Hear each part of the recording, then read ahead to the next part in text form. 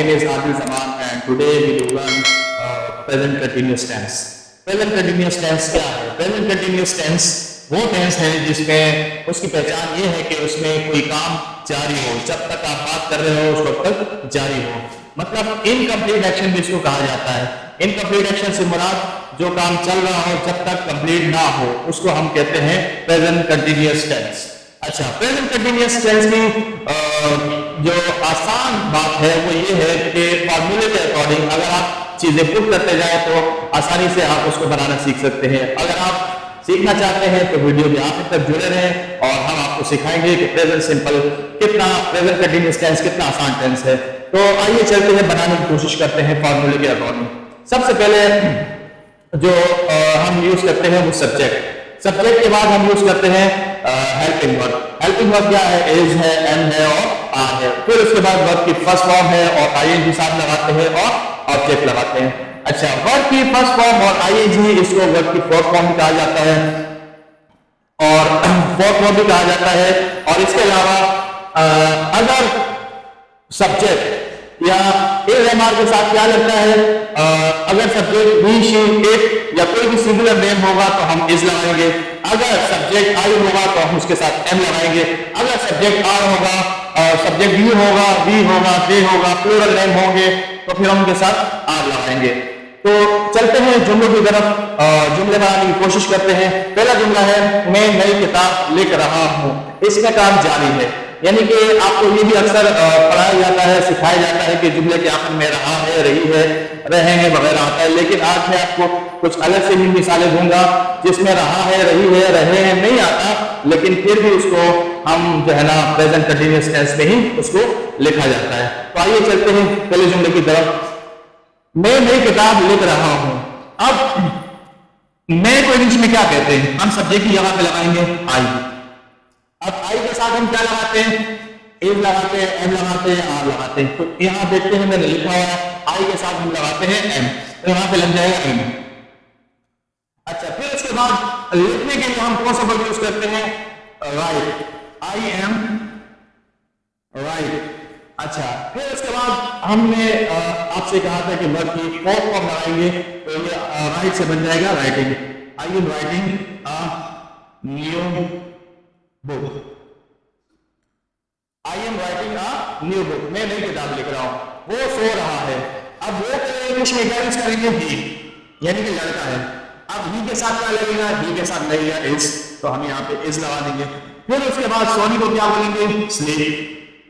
Sleep तो हमने लिख दिया, अब उसके साथ हम आईएनजी लगाएंगे। क्या करेंगे? ही इज स्लीपिंग, वो सो रहा है।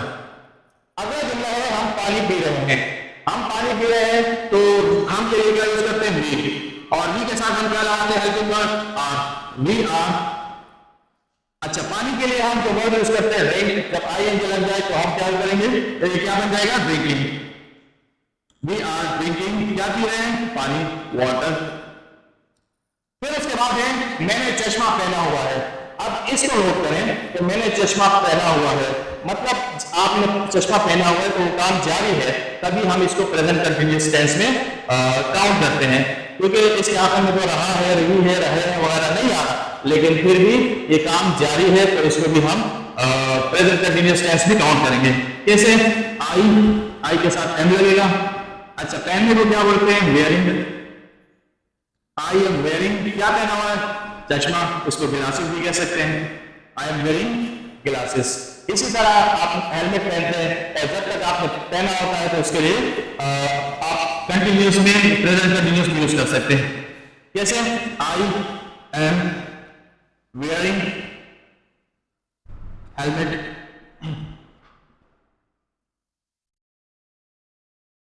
अच्छा, फिर अब अगला जुमला है असद ने काले कलर का सूट पहना हुआ है। असद, असद के लिए हम क्या यूज करेंगे? असद के साथ हम यूज करेंगे is. Asad is wearing black colour suit.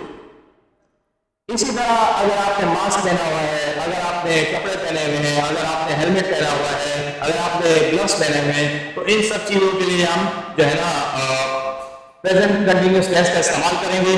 और अब ये थे अफर्मेटिव सेंटेंसेस जो हमने सीखे, आपको मैंने ट्रांसलेट करके दिए कि किस तरह से बनते हैं फार्मूले के अकॉर्डिंग। अगर आप बनाएंगे तो आसानी से आप बना सकते हैं। अब हम चलते हैं नेगेटिव सेंटेंसेस की तरफ। नेगेटिव सेंटेंसेस का फार्मूला है subject plus helping verb is and are plus not plus verb की फर्स्ट फॉर्म आईएनजी और ऑब्जेक्ट। तो अब हम जुमले बनाने की कोशिश करते हैं। मैं स्कूल नहीं जा रहा हूं, तो मैं को इंग्लिश में बोलेंगे आई के साथ लगता है एम और फिर हम लगाएंगे not. I am not going to school. दूसरा जुमला है हम क्लास में शोर नहीं कर रहे हैं, तो हम के लिए हम जो वर्ड यूज करते हैं वो बी यूज करते हैं। बी के साथ आर लगता है, फिर हम उसके बाद नॉट लगा देंगे। We are not making noise in class. अच्छा, मेक नॉइस का मतलब होता है शोर मचाना। अगला जो जुमला है तीसरा, असद खाना नहीं खा रहा है। Asad is not eating food. फिर उसके बाद है वो अपने दोस्त से बात नहीं कर रहा। वो यानी कि आखिर में नहीं कर रहा, तो इसका मतलब है लड़का है, तो वो के लिए हम यूज करेंगे ही इज, फिर उसके बाद नॉट लग जाएगा। बात करने को टॉक कहते हैं, आईएनजी लगा देंगे। He is not talking to his friend. फिर जो आखिरी जुमला है वो गाड़ी नहीं चला रही, यानी कि वो लड़की है, तो क्या होगा? She is not driving a car. तो ये हुए आपके नेगेटिव सेंटेंसेस। अब चलते हैं इंटरोगेटिव की तरफ। इंटरोगेटिव सेंटेंसेस का जो फार्मूला है वो है सबसे पहले हम हेल्पिंग वर्ब लगाएंगे, इज या एम या आर, उसके बाद सब्जेक्ट लगता है, फिर उसके बाद वर्ब की फर्स्ट फॉर्म आईएनजी और उसके बाद ऑब्जेक्ट, और आखिर में हम सवालिया निशान लगाते हैं। पहला जुमला है क्या वो ईमानदारी से काम कर रहा है, तो हम इसको बनाने की कोशिश करते हैं। तो सबसे पहले आएगा is he working honestly. Honestly कहते हैं ईमानदारी को, आखिर में आ जाएगा क्वेश्चन मार्क। दूसरा जुमला है क्या तुम सच बोल रहे हो, आर यू स्पीकिंग ट्रुथ। सच को कहते हैं ट्रुथ। स्पीक का मतलब बोलना या कहना।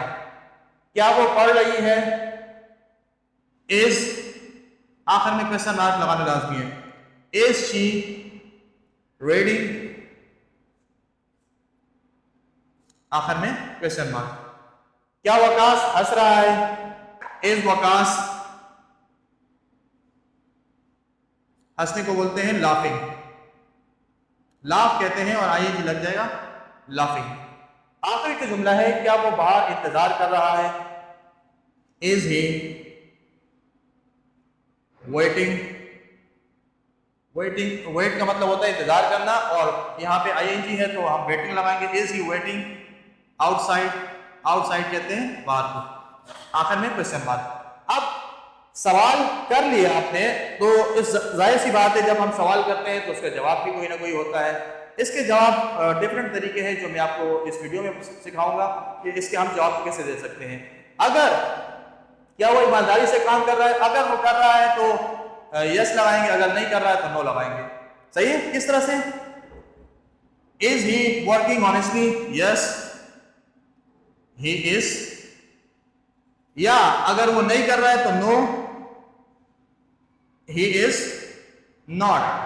अच्छा, ये तो इसके हो गए शॉर्ट आंसर। अब इसमें फुल आंसर भी दे सकते हैं, जैसे इज ही वर्किंग ऑनेस्टली, क्या वो ईमानदारी से काम कर रहा है, यस, कॉमा लग जाएगा, ही इज वर्किंग ऑनेस्टली, या no he is not working honestly. अच्छा, इसके बाद है क्या तुम सच बोल रहे हो, are you speaking the truth. एक चीज चीज याद रखें, जब सवाल में यू आ जाए तो जवाब में लाजमी आई का इस्तेमाल किया करें। अगर सवाल में आई आ जाए तो जवाब में यू का इस्तेमाल करें। जैसे are you speaking the truth, क्या तुम सच बोल रहे हो, ये सवाल है मुझसे। Yes I am speaking, yes I am. अच्छा, इसका जवाब भी इसी तरह दे सकते हैं, यस आई एम, या नो आई एम नॉट, या जो फुल आंसर है हम दे सकते हैं yes I am speaking truth. अगर नो है तो नहीं है तो no I am not speaking truth. सही है, तो इसका होगा no I am not speaking truth. तो इस तरह से बाकियों के भी आप जवाब बना सकते हैं। क्या वो पढ़ रही है, क्या वो पढ़ रही है, इज शी रीडिंग। अगर वो पढ़ रही है तो यस शी इज, अगर नहीं पढ़ रही तो नो शी इज नॉट। फिर इसके बाद है क्या वकास हंस रहा है, इज वकास लाफिंग। अगर हाँ में जवाब है यस ही इज, अगर ना में जवाब है तो नो ही इज नॉट। फिर उसके बाद है क्या वो बाहर इंतजार कर रहा है, इज ही वेटिंग आउटसाइड। अगर वो कर रहा है तो यस ही इज, अगर नहीं कर रहा तो नो ही इज नॉट। तो उम्मीद करता हूं कि ये जुमले आपको समझ में आ रहे होंगे। अगर आप नोट करना चाहते हैं तो इसको स्क्रीनशॉट लेके आप कमेंट सेक्शन में भी अगर आपको कोई कंफ्यूजन है कमेंट सेक्शन में आप पूछ सकते हैं, और मैं आपकी कमेंट जो कंफ्यूजन है वो यहाँ पे दूर करूंगा। तो चलते हैं, अगली वीडियो में आपके साथ मिलते हैं। तब तक के लिए अल्लाह हाफिज, और दोस्तों के साथ शेयर करना, लाइक करना और कमेंट करना ना भूलिए। बहुत बहुत शुक्रिया।